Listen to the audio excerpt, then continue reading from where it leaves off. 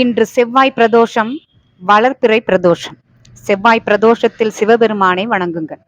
வளர்பிறை பிரதோஷத்தில் தென்னாடுடைய ஈசனையும் நந்தி தேவரையும் தரிசித்து பிரார்த்தனை செய்யுங்கள். பலமும் நலமும் பெறுவீர்கள், செல்வமும் யோகமும் பெறுவீர்கள். தென்னாடுடைய சிவனை எப்போது வணங்கினாலும் எப்போது தரிசித்தாலும் சிவனாரின் பூரண அருளை பெறலாம். திங்கட்கிழமையை சோமவாரம் என்பார்கள். சோமன் என்றால் சந்திரன்.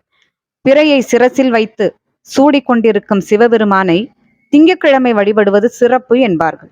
அதேபோல் மாதந்தோறும் வருகிற சிவராத்திரியும் விசேஷமானது. இந்த நாளில் விரதம் இருந்து சிவ தரிசனம், பூஜை செய்வதும் சிவனாருக்கு நடைபெறும் அபிஷேகத்தை கண்ணார தரிசிப்பதும் மிகுந்த பலன்களை தரக்கூடியது. இதேபோல் சிவ வழிபாட்டில் மிக முக்கியமானது பிரதோஷம். பிரதோஷ காலத்தில் சிவாலயத்துக்கு சென்றாலே புண்ணியம் என்கின்றன சிவயோக நூல்கள். பிரதோஷம் என்பது அமாவாசைக்கு 3 நாட்களுக்கு முன்பும் பௌர்ணமி 3 நாட்களுக்கு முன்னதாகவும் வரக்கூடியது. திரையோதசி திதியில் வருவதுதான் பிரதோஷம். பிரதோஷ நேரம் என்பது மாலை 4:30 முதல் 6 மணி வரை. செவ்வாய்க்கிழமை அன்று வரக்கூடிய பிரதோஷம் தோஷங்களை எல்லாம் விளக்கக்கூடியது. செவ்வாய் பிரதோஷத்தில் அருகில் உள்ள சிவாலயம் செல்லுங்கள்.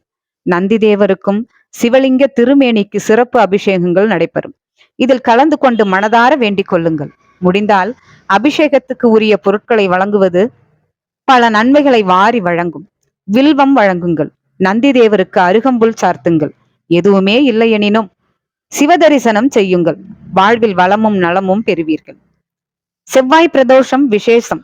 வளர்பிறை பிரதோஷமும் மகத்துவம் கொண்டது. இன்று செவ்வாய்க்கிழமை, வளர்பிறை பிரதோஷமும் கூட.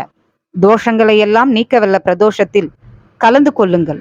சந்தோஷத்தையும் நிம்மதியும் தரவல்ல பிரதோஷ பூஜையில் கலந்து கொண்டு மனதார வேண்டிக் கொள்ளுங்கள். மகத்தான வாழ்வை பெறுவீர்கள்.